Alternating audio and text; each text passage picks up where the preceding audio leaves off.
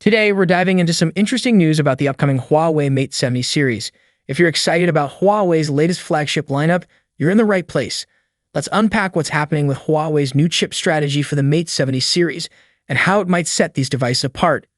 According to a recent leak on Weibo from tipster at Fixed Focus, Huawei might be planning something unique this year. Unlike previous Mate series models, which typically used a single chipset across all variants, Huawei could be using two different Kirin chips for the Mate 70 lineup. One will power the standard Mate 70, while a more advanced chip is expected to run the Pro, Pro Plus, and RS Ultimate versions. This approach could mark a significant change for Huawei, and here's why that matters. The idea of using different chips across the lineup isn't entirely new for Huawei. They tried similar strategies in the past. But the rumor here is that the standard Mate 70 will use a distinct, possibly slightly less powerful Kirin chip compared to its premium siblings.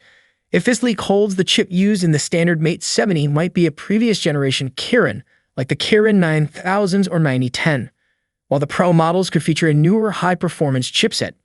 This choice would mean a more differentiated performance experience across the series, potentially making the standard model more affordable.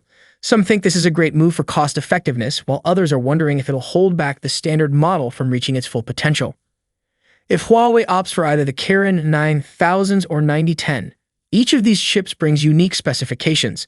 The Kirin 9000s has a core configuration of 1x2.62 GHz, 3x2.15 GHz, and 4x1.53 GHz, while the Kirin 9010 offers 2x2.3 GHz, 6x2.18 GHz, and 4x1.55 GHz.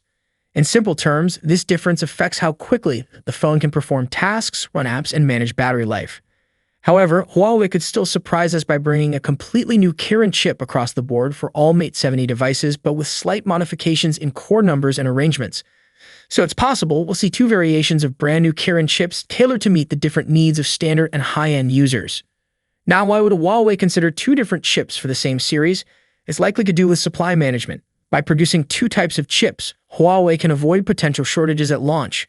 This approach also allows them to keep production lines moving smoothly, even if one chip faces any manufacturing delays.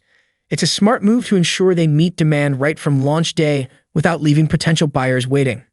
Adding to the speculation, we have rumors of a new Kirin 9100 chip reportedly built on a 6M process. This chip could potentially power the higher-end Mate 70 models and may offer performance levels on par with the Snapdragon 8 Gen 2 in terms of CPU and match the GPU prowess of the Snapdragon 8 Plus Gen 1. If the Kirin 9100 turns out to be real, it would be a major step forward for Huawei in terms of both CPU and GPU capabilities. This approach allowed Huawei to balance performance and cost-effectiveness without compromising too much on the overall user experience. So, what do you think? Would you be interested in a Mate 70 with a slightly different chip if it means a more competitive price?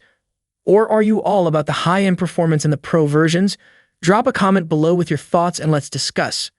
Thanks for watching, and if you enjoyed this breakdown, don't forget to subscribe for more updates on Huawei's Mate 70 and other exciting tech news. See you in the next video.